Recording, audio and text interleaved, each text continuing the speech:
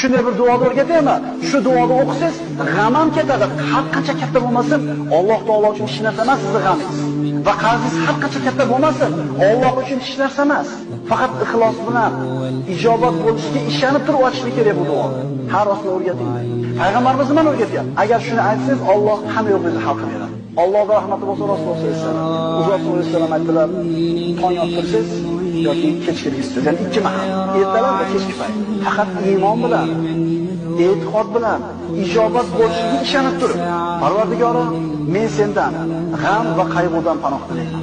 Ojizlik va yalqonlikdan panoh tilayman.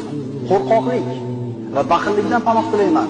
Qarzlarga yengilib qolishlikdan va kishilarning qahriga qolishlikdan panoh tilayman. 8 ta narsa.